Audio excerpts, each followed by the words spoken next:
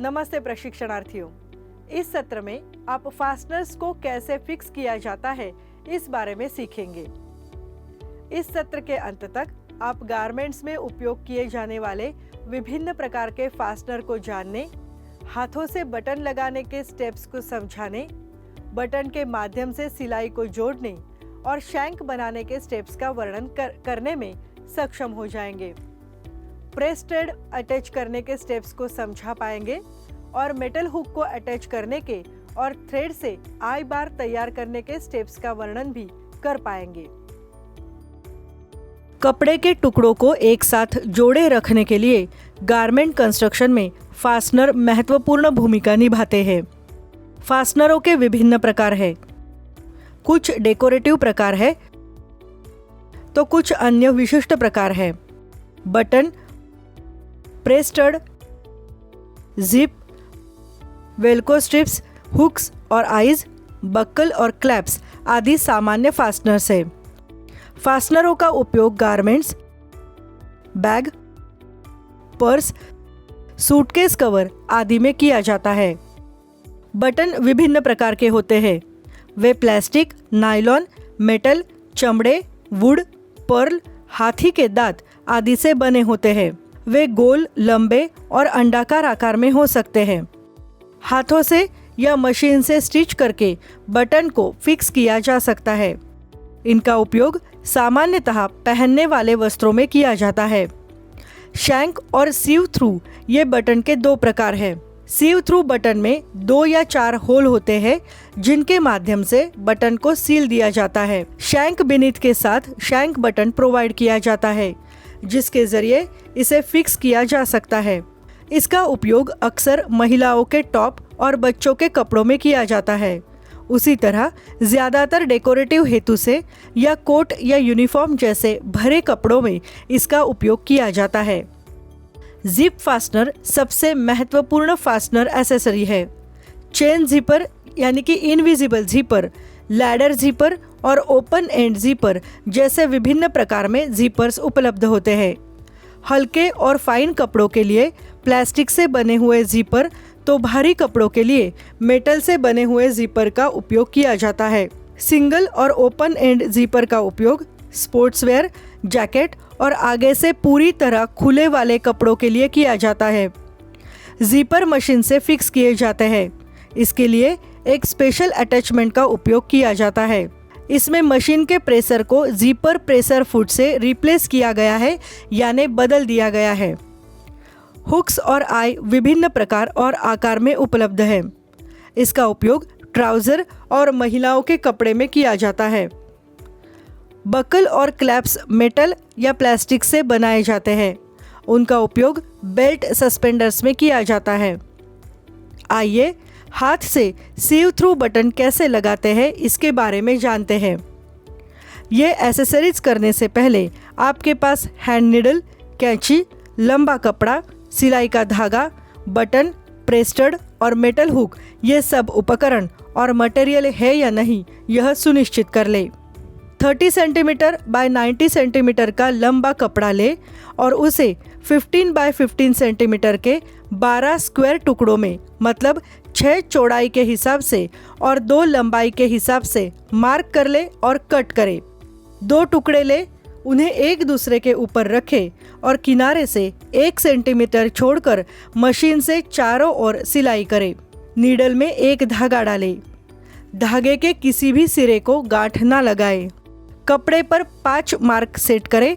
1 mark centre पर लगाए और बाकी 4 मार्क किनारे से 4 सेंटीमीटर की दूरी पर समूहीकृत करें। कपड़े को बाएं हाथ से पकड़े और कपड़े के दाहिनी ओर मार्क पर कपड़े के राइट एंगल में सुई को डालें। दाहिनी ओर 1 सेंटीमीटर धागा छोड़कर सुई को धागे के साथ खींचें। धागे को सिक्योर करने के लिए स्टैब स्टिच बनाएं। धागे के सिरे को बाएं हाथ के अंगूठे से पकड़े और सुई को रॉन्ग साइड से पहले इंसर्शन के एकदम करीब यानी कि 1 मिलीमीटर तक कपड़े में डालें। आखिरी के 2 स्टेप्स को रिपीट करें। ढीले धागे के सिरे को ऊपरी तरफ से कट करें। बटन को सीधे स्टैब स्टिच के मार्क पर सेंटर बनाएं। एक होल से सुई को बटन में डालें और दूसरी होल से कपड़े में डालें और धागे को खींचे। इस प्रक्रिया को 2 बार रिपीट करें। सुई को कपड़े के नीचे से बटन के बचे हुए अन्य होल से निकालें, फिर उसे बचे हुए दूसरे होल से कपड़े में वापस लाएं। इस प्रक्रिया को 4 बार रिपीट करें। धागे को सिक्योर करने के लिए सुई को कपड़े के नीचे आखिरी सिलाई के धागे में डालें, एक लूप छोड़ें, लूप में से सुई को पास करें और धागे को खींचें। एक बार फिर इस प्रक्रिया को रिपीट करें। इसी प्रकार कपड़े पर जहां मार्क है वहां बटन फिक्स करें। चौकोनी आकार में 2 बटन लगाएं, एक बटन क्रॉस दिशा में लगाएं।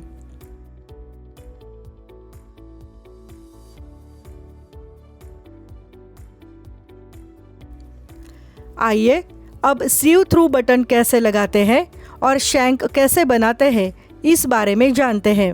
अन्य 2 टुकड़े 15 बाय 15 सेंटीमीटर के लें और मशीन से चारों ओर सिलाई करें। जैसे दिखाया है वैसे धागे को सिक्योर कर ले। एक होल में से बटन में सुई डालें, बटन के ऊपर पिन या टूथपिक या माचिस की तीली रखें। नीचे से पिन के ऊपर तक एक होल में सिलाई करें और सुई को दूसरे होल तक ले जाएं।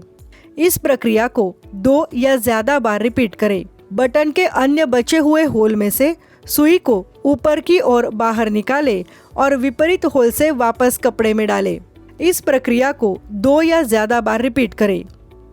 पिन या स्टिक को हटा दें और बटन को कपड़े से दूर उठाएं ताकि स्टिचेस कड़े रहे।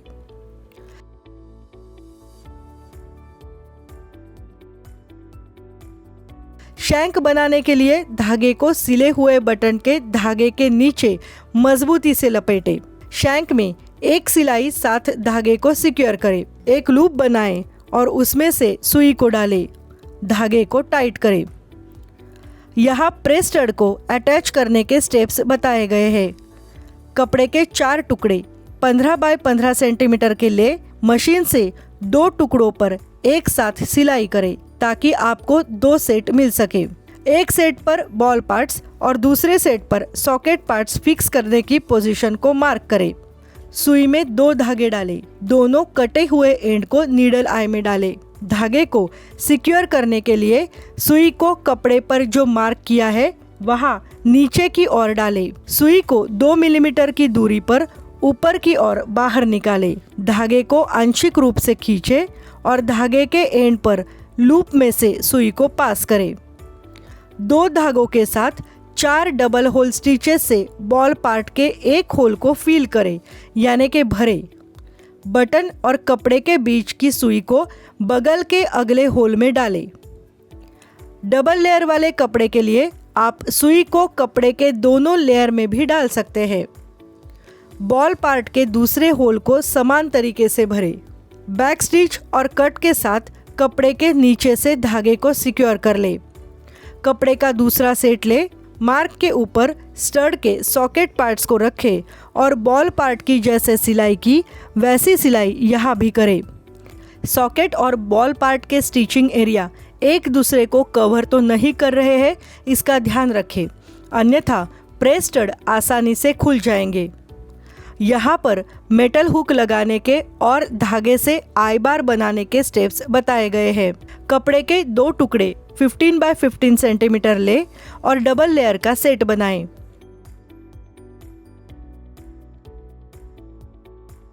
कपड़े के बाएं किनारे से 3 सेंटीमीटर की दूरी पर आई बार लगाने के लिए 4 निशान लगाएं या मार्क करें और कपड़े के पीछे यानी दाहिने किनारे से 3 सेंटीमीटर की दूरी पर हुक लगाने के लिए 4 निशान लगाएं।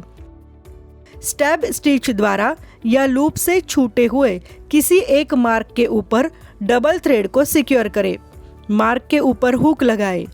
हुक और आई बार की सही दिशा का ध्यान रखें ताकि फास्टनर को बंद करने के बाद कपड़ा एक ट्यूब बना ले। प्रत्येक होल में 5 से 9 बटन होल स्टिचेस से हुक के दोनों होल को फिल करें। सुई और धागे के बटन होल को कपड़े से हुक की नेक तक डालें और इसे कपड़े पर सपाट या फ्लैट रखने के लिए हुक के नेक एंड के चारों ओर 3 स्टिचेस लगाएं। ढीले थ्रेड आई बार को सिक्योर करें और कट करें। थ्रेड आई बार बनाने के लिए एक मार्क के ऊपर आई की कुल लंबाई 0.5 सेंटीमीटर सेंटर में 2 पॉइंट को मार्क करें। एक मार्क में 2 धागों वाली सुई डालें, धागे को सिक्योर कर ले और इसे कपड़े के नीचे से दूसरे मार्क तक ले आए। सुई को कपड़े के ऊपरी हिस्से से पहले मार्क तक ले जाए और इस प्रक्रिया को 3 बार दोहराएं। अच्छे से किए हुए बटन होल स्टिचेस से कपड़े के ऊपरी हिस्से धागे के पूरे स्ट्रैंड्स को कवर कर ले। जब फिनिश हो जाए तब सुई और धागे को कपड़े के नीचे की ओर लाए और सिलाई को सिक्योर कर ले। हम फास्टनर्स को कैसे फिक्स किया जाता है, इस सेशन के इस अंत तक पहुंच गए हैं। अभी तक आप गारमेंट्स में उपयोग किए जाने वाले विभिन्न प्रकार के फास्टनर को जानने, हाथों से बटन लगाने के स्टेप्स को समझाने, बटन के माध्यम से सिलाई को जोड़ने और शैंक बनाने के स्टेप्स का वर्णन करने में सक्षम हो गए होंगे। प्रेस स्टड अटैच करने के स्टेप्स को समझा पा रहे होंगे और मेटल हुक को अटैच करके और थ्रेड से आई बार तैयार करने के स्टेप्स का वर्णन भी कर पा रहे होंगे।